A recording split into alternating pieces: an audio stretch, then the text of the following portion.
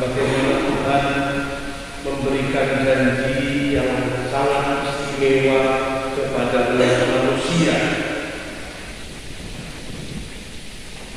Bunyinya kalau disebut, "Kuadakan perjanjian dengan kamu, bahwa sesudah ini tidak ada yang hidup yang akan dilenyapkan oleh air bah lagi, dan tidak akan ada lagi air bah yang memusnahkan bumi."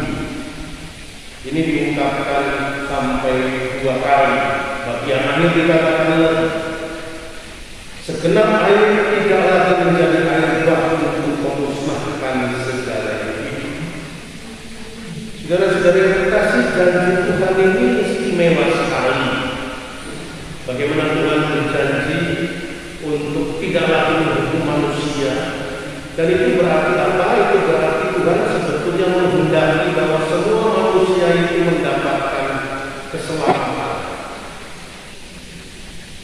Saudara-saudara terkasih, ya mungkin sekitar 2 bulan terakhir ini, kalau kita mendengar kata janji, ini bisa saja kita itu agak sedikit skeptis.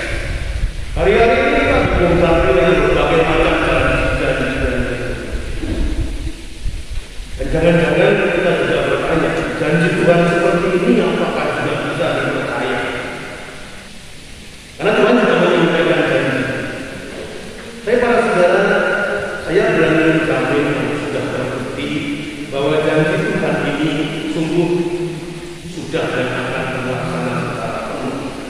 Tidak akan ada lagi air bah yang menghancurkan kehidupan, karena Allah ingin memberikan kehidupan kepada semua manusia. Dan di dalam Quran Kristiani kita tahu bahwa janji itu sebetulnya terpenuhi di dalam peristiwa Yesus Kristus dengan wafat dan kebangkitannya.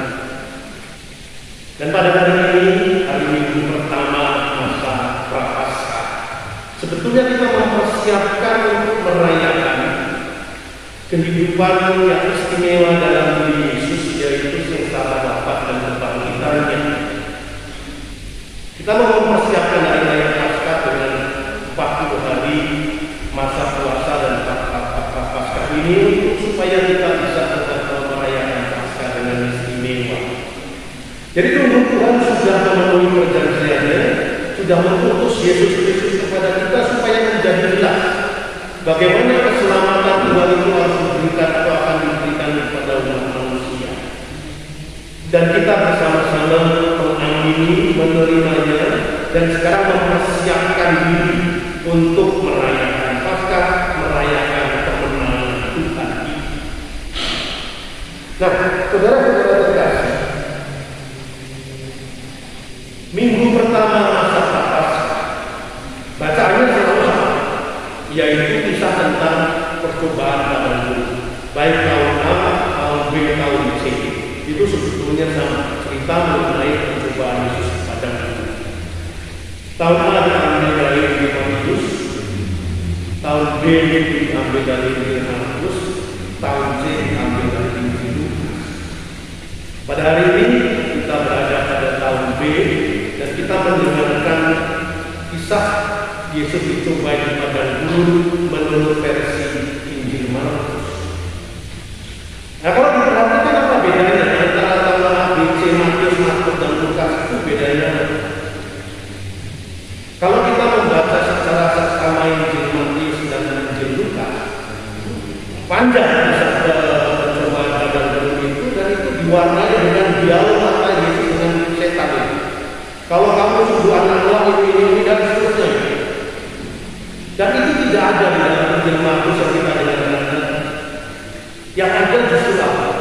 Yang ada justru adalah keterangan bahwa Yesus tinggal bersama dengan binatang-binatang liar. Ini yang membedakan di dalam Injil kisah mengenai percobaan padang gurun itu. Dalam Injil Matius maupun Lukas tidak ada keterangan bahwa Yesus tinggal bersama dengan binatang-binatang liar. Sebetulnya lebih tepat itu bukan binatang liar, tetapi binatang buas. Karena kata terios dalam bahasa Yunani itu sebetulnya artinya adalah binatang buas.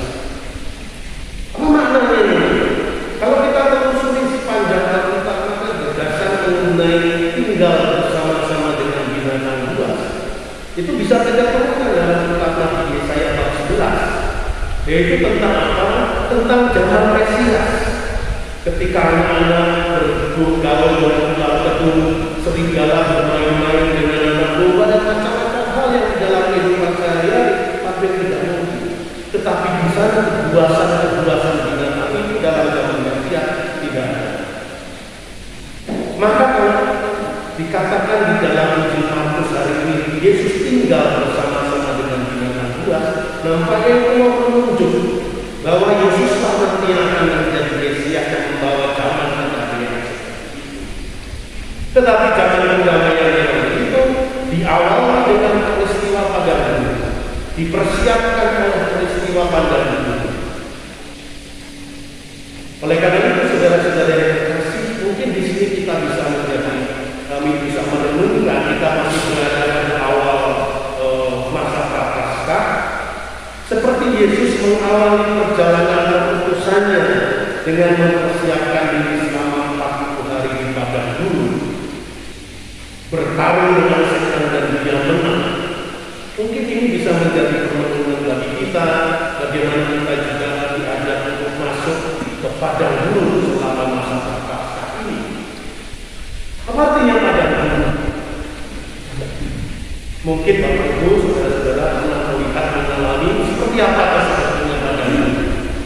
Padang gurun itu sebuah daerah, suatu daerah yang sama sekali tidak ada pemandangan yang indah. Akhir pasir belaka, tidak ada tumbuh-tumbuhan, tidak ada apa-apa, tidak ada yang bisa mengenal, tidak ada yang hidup, paling-paling ya hanya apa, kadal atau barang binatang kecil mungkin bisa hidup di sana, kalau jadi tapi tidak ada apa. Yang ada adalah hanya diri saya yang kembali. Maka kalau kita melihat sejarah gereja, bagaimana padang gurun merupakan tempat munculnya para rahib padang gurun, para pembapa padang gurun. Padang gurun dianggap sebagai suatu tempat di mana mereka mau bertemu dengan kita. Mungkin tidak punya gagasan padang gurun, susah sekali. Tapi mungkin ya kita bisa mencoba untuk memisahkan, membuat yang lain-lain supaya kita bisa bertemu dengan Tuhan. Proses ini mungkin bisa sedikit jadi padang gurun. Paling tidak karena sinyal itu sulit, ya kan? Sinyal HP itu sulit, ya. Mungkin hanya bisa ada ponsel saya di HP ini, yang lain-lain kalau semua itu ya. Mungkin ini bisa sedikit membuat kita itu pisah ini.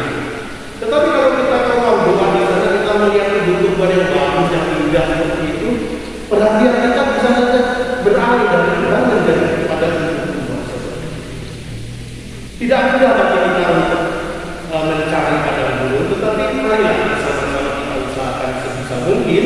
Yang penting sebetulnya bukan lokasinya di mana, tetapi sebuah sikap hati untuk masuk ke padang gurun, sengaja bertemu dengan Tuhan, mempersiapkan diri dengan Tuhan supaya akhirnya kita sampai kepada merayakan kemenangan Mesias pada hari raya Paskah. Kita masih berada pada minggu pertama masa Prapaskah. Marilah kita membangun niat untuk sungguh-sungguh berani masuk kepada gurun untuk kepentingan kita, kebaikan kita, kemajuan hidup rohani kita, tetapi juga supaya kita itu nanti bisa merayakan Paskah dengan apa itu, dengan hati yang sungguh-sungguh lebih puas karena apa? Karena dipersiapkan. Saya tahu tanpa persiapan apapun, masa hari Rabu makan semua maunya, cuma tidak ada pantang, nanti pada akhirnya 40 hari lagi juga datang Paskah.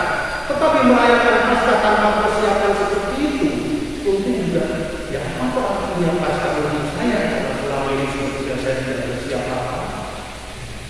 Maka saudara-saudara, mari bersama-sama, mungkin sebuah pesan kecil, mari bersama dengan Yesus sebelum menjalankan perutusannya, dia berada di padang gurun 40 hari 40 malam.